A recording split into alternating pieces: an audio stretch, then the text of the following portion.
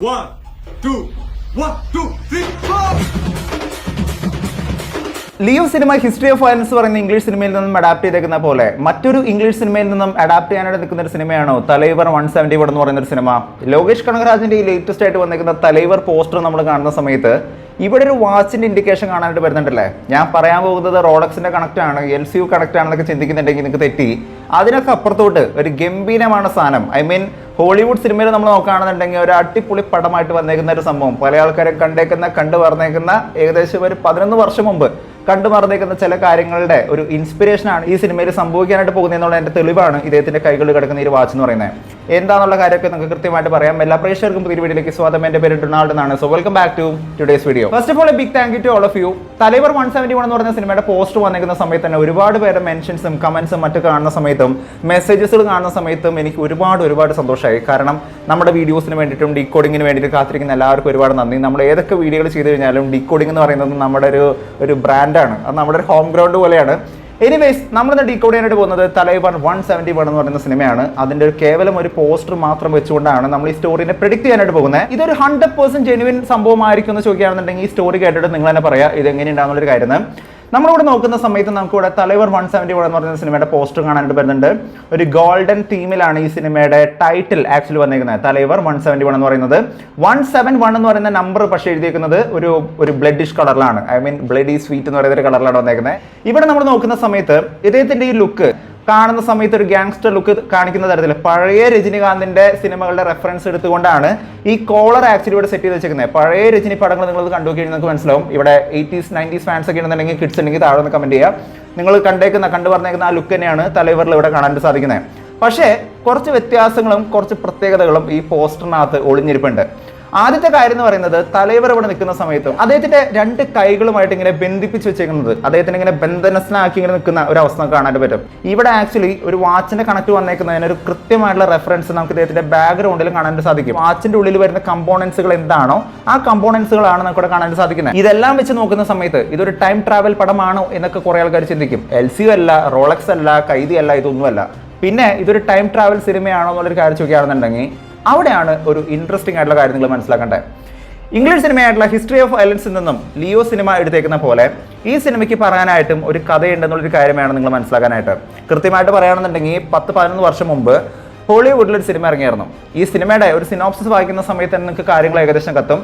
In A future society the government holds an annual 12-hour period during which all crime is legal.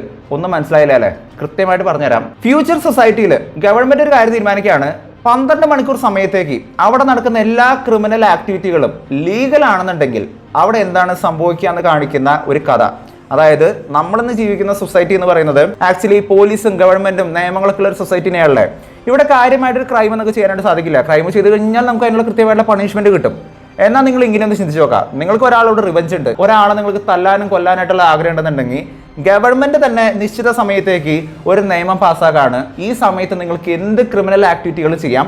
അങ്ങനെ ചെയ്യുന്നതിന് യാതൊരുവിധ നിയമ തടസ്സങ്ങളും ഉണ്ടാവില്ല, നിങ്ങൾക്കെതിരെ യാതൊരുവിധ നിയമ നടപടികളും ഉണ്ടാകില്ല എന്നുള്ളൊരു കാര്യം പറയുകയാണെന്നുണ്ടെങ്കിൽ എന്തായിരിക്കും സംഭവിക്കുക എന്ന് പറഞ്ഞുകൊണ്ട് 2013 ഇറങ്ങിയേക്കുന്ന ഒരു സിനിമയാണ് ദി പർച്ച് എന്ന് പറയുന്ന സിനിമ എന്ന് പറയുന്നത്.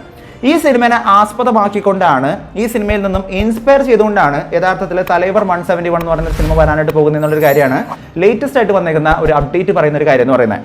അതായത് ഒരു ഗാങ്സ്റ്റർ പടമായിട്ട് വരാൻ പോകുന്ന ഈ ഒരു സിനിമ എന്ന് പറയുന്നത് യഥാർത്ഥത്തിൽ ഒരു ടൈം ട്രാവൽ പടമല്ല, നേരെ മറിച്ച് നിശ്ചിത സമയത്തേക്ക് ക്രിമിനൽ ആക്ടിവിറ്റികൾ ചെയ്യാനായിട്ട് നിൽക്കുന്ന ഒരു ഗാങ്സ്റ്ററിന്റെ അല്ലെങ്കിൽ ഒരു ഗ്രൂപ്പ് ഓഫ് ഗാങ്സ്റ്റേഴ്സിന്റെ കഥ പറയുന്ന, അതിനകത്തും നമ്മുടെ കേന്ദ്ര കഥാപാത്രമായിട്ടുള്ള ഐ മീൻ ദി ഹീറോ ആയിട്ട് നിൽക്കുന്ന ഇദ്ദേഹവും ആക്ച്വലി ഒരു ഗാങ്സ്റ്റർ ആണെന്നുള്ളൊരു കാര്യം കാണിക്കുന്ന തരത്തിലാണ് ഇപ്പോൾ ഈ ഒരു പോസ്റ്ററിൽ നിന്ന് നമുക്ക് മനസ്സിലാക്കാൻ പറ്റുന്ന ഒരു കാര്യം എന്ന് പറയുന്നത്. ഈ ഒരു പോസ്റ്ററിനെ കുറിച്ചൊക്കെ നമ്മൾ പറഞ്ഞു. അപ്പോൾ എന്തായിരിക്കും ഇതിന്റെ ടൈറ്റിൽ എന്നുള്ള കാര്യം പറയുന്ന സമയത്ത് നിങ്ങൾ ശരിക്കും ഞെട്ടാൻ പോകുന്ന ഒരു കാര്യം എന്താണെന്ന് നോക്കുകയാണെന്നുണ്ടെങ്കിൽ വിക്രം സിനിമയുടെ ഒരുപാട് റിസംബ്ലൻസുകൾ നമുക്ക് ഈ സിനിമയ്ക്കകത്ത് കാണാനായിട്ട് പറ്റുമെന്നുള്ളൊരു കാര്യം തന്നെയാണ്.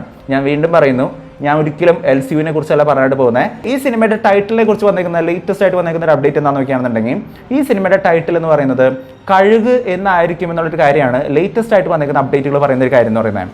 കഴുക് എന്ന് പറഞ്ഞിട്ട് നിങ്ങൾ ഗൂഗിളിൽ ഒന്ന് സെർച്ച് ചെയ്യുകയാണെന്നുണ്ടെങ്കിൽ കഴുക് എന്ന് പറയുന്നതിന്റെ മീനിങ് എന്ന് പറയുന്നത് ഈഗിൾ അഥവാ കഴുകൻ എന്ന് പറയുന്ന ഒരു മീനിങ് ആണ്. 1980s ഇറങ്ങിയിരിക്കുന്ന വിക്രം എന്ന് പറയുന്ന സിനിമയിൽ നിന്നാണ് ലോകേഷ് കനകരാജ് വിക്രം എന്ന് പറയുന്ന സിനിമ അഡാപ്റ്റ് ചെയ്തെടുത്ത്. അതിൽ നിന്നാണ് ആ ഒരു ടൈറ്റിൽ അദ്ദേഹം ഇൻസ്പയർ ചെയ്തെന്നുള്ള കാര്യം എല്ലാവർക്കും അറിയാവുന്ന ഒരു കാര്യം തന്നെയാണ്. എന്ന് പറഞ്ഞിരിക്കുന്ന പോലെ രജനികാന്തിന്റെ 1980s ഇറങ്ങിയിരിക്കുന്ന ഒരു സിനിമയാണ് കഴുക് എന്ന് പറയുന്ന ഒരു സിനിമ എന്ന് പറയുന്നത്. ആ സിനിമയിൽ നിന്നും അഡാപ്റ്റ് ചെയ്തുകൊണ്ടാണോ ഈ ഒരു സിനിമയുടെ പേര് വരാനായിട്ട് പോകുന്നത് എന്നുള്ളൊരു കാര്യം അറിയില്ല. അത് റൂമർ മാത്രമാണ്. ഈ സിനിമയുടെ പേര് കഴുകെന്നാവാം, അതല്ലെങ്കിൽ ഇതിന്റെ ഇംഗ്ലീഷ് വേർഷൻ ആയിട്ടുള്ള ഈഗിൾ എന്നും ആയിരിക്കാം എന്നുള്ള കാര്യമാണ് ഇപ്പോൾ ഇതിനെക്കുറിച്ച് വന്നിരിക്കുന്ന ലേറ്റസ്റ്റ് ആയിട്ട് വന്നിരിക്കുന്ന റൂമർ എന്ന് പറയുന്നത്. സ്കോർപിയോ എന്ന് പറയുന്ന റെഫറൻസ് നമ്മൾ കണ്ടായിരുന്നു റോളക്സിന്, അതുപോലെ തന്നെ ലിയോ എന്ന് പറയുന്ന ലയന്റെ റെഫറൻസ് നമ്മൾ കണ്ടായിരുന്നു. ഇതുപോലെ ഓരോ ക്യാരക്ടേഴ്സിനും ഓരോരോ റെഫറൻസുകൾ കൊടുത്തേക്കുന്നതായിട്ട് കാണാൻ പറ്റുന്നുണ്ട്. എന്ന് പറഞ്ഞിരിക്കുന്ന പോലെ LCU അല്ലെങ്കിൽ പോലും ലോകേഷ് കനകരാജിന്റെ പടമായതുകൊണ്ട് തന്നെ അദ്ദേഹം ഇതിനകത്ത് എടുത്തേക്കുന്ന ഒരു ഇൻസ്പിറേഷൻ എന്ന് പറയുന്നത് യഥാർത്ഥത്തിൽ മൃഗങ്ങളുടെ തന്നെ റെഫറൻസ് ആണ്. ആൻഡ് ഇവിടെ നമ്മൾ നോക്കുന്ന സമയത്ത് അദ്ദേഹത്തിന്റെ പഴയ പടമായിട്ടുള്ള സിനിമയുടെ കഴുക് എന്ന് പറയുന്ന സിനിമയുടെ റെഫറൻസ് എടുത്തുകൊണ്ട് ആ ഒരു പേര് തന്നെയായിരിക്കും ഈ സിനിമയ്ക്ക് വരാനുള്ളൊരു കാര്യം തന്നെയാണ് നമുക്ക് മനസ്സിലാക്കാൻ വരുന്നത്. ഈ ഒരു സിനിമ എന്ന് പറയുന്നത് പക്ക ആക്ഷൻ പടമാണ്, ഗാങ്സ്റ്റർ പടം എന്നുള്ളൊരു കാര്യം ലോകേഷ് കനകരാജിനെ മുമ്പേ തന്നെ പറഞ്ഞായിരുന്നു. അത് വെച്ച് കണക്ട് ചെയ്യുന്ന സമയത്തും കൈകളുള്ള വാച്ചുകളും മറ്റ് കണക്ട് ചെയ്യുന്ന സമയത്തും നമുക്ക് മനസ്സിലാക്കാൻ പറ്റുന്ന ഒരു കാര്യം എന്ന് പറയുന്നത് ഒരിക്കലും ഒരു ടൈം ട്രാവൽ പടമല്ല, നേരെ മറിച്ച് നിശ്ചിത സമയത്തിനെ കൃത്യമായിട്ട് എടുത്ത് കാണിച്ചുകൊണ്ട് ആ സമയത്ത് നടക്കുന്ന ക്രിമിനൽ ആക്ടിവിറ്റികളെ മേ ബി ലീഗലായിട്ട് കാണിക്കുന്ന തരത്തിലായിരിക്കാം, ഒരു വ്യത്യസ്തമായിട്ടുള്ള പടമായിരിക്കാം. അതല്ലെങ്കിൽ ആ നിശ്ചിത സമയത്ത് ഗാങ്സ്റ്റർ ആയിട്ട് നിൽക്കുന്ന ഒരു വ്യക്തിയുടെ ഒരു ക്യാരക്ടറിന്റെ കഥ പറയുന്ന അങ്ങനെ പറഞ്ഞു പോകുന്ന ഒരു സിനിമയായിരിക്കാം എന്നുള്ളൊരു കാര്യം തന്നെയാണ് നമുക്ക് തലൈവർ 171 കുറിച്ച് മനസ്സിലാക്കാൻ പറ്റുന്ന ഒരു കാര്യം എന്ന് പറയുന്നത്. ഈ മാസം ഈ സിനിമയുടെ പ്രോമോ ഷൂട്ട് ചെയ്യാനായിട്ട് പോകുന്നുണ്ട്. എങ്ങനെയാണോ ലിയോ സിനിമയ്ക്കകത്ത് ഫസ്റ്റ് പ്രൊമോ ഷൂട്ട് ചെയ്തായിരുന്നത്, I'm Fire Proof എന്ന് പറയുന്ന ഒരു പാട്ട് വെച്ചുകൊണ്ട്, അതുപോലെ തന്നെ വിക്രം സിനിമയിൽ ആ ഫസ്റ്റ് ഇൻട്രൊഡക്ഷൻ സോങ് നിങ്ങൾക്ക് ഓർമ്മ വന്നിട്ടുണ്ടാവും. ആ ഒരു വിക്രം സോങ് വന്നേക്കുന്ന ആദ്യത്തെ ഗ്ലിംസ് നിങ്ങൾക്ക് ഓർമ്മ വന്നിട്ടുണ്ടാവും. ലിയോ സിനിമയ്ക്കകത്ത് എങ്ങനെയാണ് ബ്ലഡി സ്വീറ്റ് പറഞ്ഞിരിക്കുന്നത്, അതുപോലെ തന്നെ വിക്രം എന്ന് പറയുന്ന സിനിമയ്ക്കകത്ത് എങ്ങനെയാണ് ആരംഭിക്കലാംഗള എന്ന് പറയുന്ന പോലെ തന്നെ ഈ സിനിമയ്ക്കകത്തും അങ്ങനെ എന്തെങ്കിലും ഒരു സ്പെഷ്യൽ ഡയലോഗിന്റെ ഒരു പ്രസക്തി ഉണ്ടാവുന്ന കാര്യം നമുക്ക് അറിയില്ല. എന്തിനാണ് നമുക്ക് വെയിറ്റ് ചെയ്ത് നോക്കാം. കാരണം ഈ മാസം തന്നെയാണ് ഈ സിനിമയുടെ ഷൂട്ടിംഗ് ആക്ച്വലി ഒരു പ്ലാൻ ചെയ്തേക്കുന്ന ഒരു കാര്യം തന്നെയാണ് നമുക്ക് മനസ്സിലാക്കാൻ വരുന്ന ഒരു കാര്യം എന്ന് പറയുന്നത്. ലേറ്റസ്റ്റ് ആയിട്ട് വന്നേക്കുന്ന വേട്ടയാൻ എന്ന് പറയുന്ന രജനികാന്തിന്റെ പടം, നമ്മൾ രജനികാന്തിന്റെ പടത്തിനെ കുറിച്ച് പറയുന്ന സമയത്ത് അദ്ദേഹത്തിന് ഇനി ഇറങ്ങാൻ നിൽക്കുന്ന പടം എന്ന് പറയുന്നത് വേട്ടയാൻ എന്ന് പറയുന്ന ഒരു പടമാണ്. ആ ഒരു ഗ്ലാസ് ഇങ്ങനെ വെക്കുന്ന ഒരു സീനായിട്ടുള്ള ഒരു പടം, ഒരു അടിപൊളി പടം തന്നെയാണ്, അതൊരു മാസ് പടം തന്നെയാണ്. ആൻഡ് അതിന്റെ ലേറ്റസ്റ്റ് ആയിട്ട് ഒരു പോസ്റ്റ് വന്നിട്ടുണ്ട്. കൈകൾ കണ്ണൊക്കെ പിടിച്ചുകൊണ്ട് നിൽക്കുന്ന ഒരു രജനികാന്ത് രജനി സ്റ്റൈൽ നമുക്ക് ഇവിടെ കാണാനായിട്ട് സാധിക്കുന്നുണ്ട്. പക്ക രജനി പടം അത്ര തന്നെയുള്ളൂ, ഇതിന്റെ അപ്പുറത്തൊട്ടൊന്നും വേണ്ട. കഥ എന്താണെങ്കിലും എന്ത് സംഭവമാണെന്നുണ്ടെങ്കിലും രജനികാന്തിന്റെ പടമാണെന്നുണ്ടെങ്കിൽ അതൊരു സംഭവം തന്നെയായിരിക്കും എന്നുള്ള പറയുന്ന തരത്തിലാണ് ഇപ്പോൾ ഈ ഒരു പോസ്റ്റർ വന്നിരിക്കുന്നത്. ഒപ്പം തന്നെ നമ്മുടെ ടെർബോ എന്ന് പറയുന്ന സിനിമ മമ്മൂക്കയുടെ സിനിമ, ഇതിനെക്കുറിച്ച് ഓരോ അപ്ഡേറ്റുകൾ വരുന്ന സമയത്തും നമുക്ക് ഭയങ്കരമായിട്ടുള്ള ഒരു എക്സൈറ്റ്മെന്റ് തന്നെയാണല്ലേ ഈ പടം ഏത് ലെവലായിരിക്കും എന്നുള്ളൊരു കാര്യം. എന്ന് പറയുന്ന പോലെ തന്നെ ലേറ്റസ്റ്റ് ആയിട്ട് വന്നിരിക്കുന്ന ക്രിസ്റ്റോ സേവിയറിന്റെ ഒരു അപ്ഡേറ്റ് കാണുന്ന സമയത്ത് എനിക്ക് ഭയങ്കരமான ഒരു എക്സൈറ്റ്മെന്റ് തന്നെയായിരുന്നു.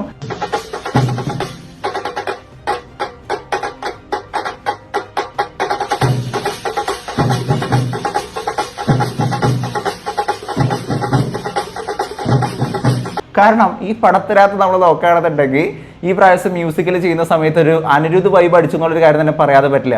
1 2 1 2 3 4.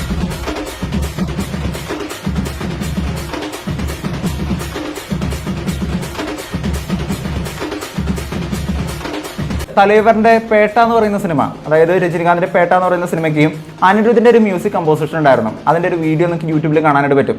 ആ ഒരു വീഡിയോ പോലെ തന്നെയായിരുന്നു എനിക്ക് ഈ ഒരു വീഡിയോ കാണുന്ന സമയത്ത് ഫീൽ ചെയ്തൊരു കാര്യം എന്ന് പറയുന്നത്. ഒരു പക്ക മാസ് ആക്ഷൻ ആൻഡ് ഒരു കോമഡി, ഒരു കോമഡി വിത്ത് ഒരു ആക്ഷൻ പടമായിട്ട് വരുന്ന മമ്മൂക്കയുടെ ഒരു വ്യത്യസ്തമായിട്ടുള്ള ഒരു പടം എന്ന് പറയുന്ന സമയത്ത് ഇത് ഏത് ലെവലായിരിക്കും എന്നുള്ളൊരു കാര്യം നമുക്ക് പ്രെഡിക്റ്റ് ചെയ്യേണ്ട ഒരു കാര്യം തന്നെയാണ്. കാരണം ക്രിസ്റ്റോ സീവിയറിന് മുമ്പ് വന്നിരിക്കുന്ന ബ്രഹ്മയുഗത്തിന്റെ മ്യൂസിക്കിൽ നമ്മൾ കേട്ടു, ഗംഭീരமான മ്യൂസിക്കിലായിരുന്നു. അദ്ദേഹത്തിന്റെ ഒരു ഇന്റർവ്യൂക്ക് അത് പറഞ്ഞിരിക്കുന്ന പോലെ ബക്കറ്റ് മറ്റൊക്കെ വെച്ചുകൊണ്ട് കിട്ടിയിരിക്കുന്ന യൂട്ടൻസിൽസ് എല്ലാം വെച്ചുകൊണ്ടായിരുന്നു അദ്ദേഹം അന്ന് ആ മ്യൂസിക് കമ്പോസ് ചെയ്തിരുന്നത്. അപ്പോൾ ഇപ്പോൾ കുറച്ചും കൂടി വലിയ ക്യാൻവാസിൽ കുറച്ചും കൂടി ഒരു ബ്രാൻഡഡ് ആയിട്ടുള്ള ഒരു മ്യൂസിക് കമ്പോസറായിട്ട് വരുന്ന സമയത്ത് ഇദ്ദേഹം എന്താണ് പണ്ണാനായിട്ട് പോകുന്നത് എന്നുള്ളൊരു കാര്യം നമ്മൾ കാത്തിരിക്കേണ്ട ഒരു കാര്യം തന്നെയാണ്. സോ എന്താണ് ഈ സിനിമയെ കുറിച്ചുള്ള നിങ്ങളുടെ പ്രതീക്ഷ? തലൈവർ 171 എന്ന് പറയുന്ന സിനിമയെ കുറിച്ചുള്ള നിങ്ങളുടെ പ്രതീക്ഷയും ആൻഡ് ടർബോ എന്ന് പറയുന്ന സിനിമയെ കുറിച്ചുള്ള നിങ്ങളുടെ പ്രതീക്ഷ എന്താണെന്നുള്ളൊരു കാര്യം നിങ്ങൾ താഴെ നിന്ന് കമന്റ് ചെയ്യുക. And very thank you to all of you. നിങ്ങൾ ഈ ഓരോ അപ്ഡേറ്റിന് വേണ്ടിയിട്ട് ഈ കോഡിങ്ങിന് വേണ്ടിയിട്ട് കാത്തിരിക്കുന്നതിന് ഒരുപാട് സന്തോഷമുണ്ട്. സോ വീഡിയോ ഇഷ്ടപ്പെട്ടെങ്കിൽ വീഡിയോ ലൈക്ക് ചെയ്യുക, വീഡിയോ മാക്സിമം പേരോട് ഷെയർ ചെയ്യുക, ചാനൽ ഇഷ്ടപ്പെടുന്നുണ്ടെങ്കിൽ സബ്സ്ക്രൈബ് ചെയ്യുന്ന കാര്യം പരിഗണിച്ചേക്കുക. തൊട്ടടുത്തുള്ള ബെൽ ഐക്കൺ കൂടി അമർത്തിക്കുകയാണെന്നുണ്ടെങ്കിൽ ലേറ്റസ്റ്റ് ആയിട്ട് വരുന്ന വീഡിയോയുടെ അപ്ഡേറ്റുകളെല്ലാം നിങ്ങൾക്ക് ഉടനടി ലഭിക്കുന്നതായിരിക്കും.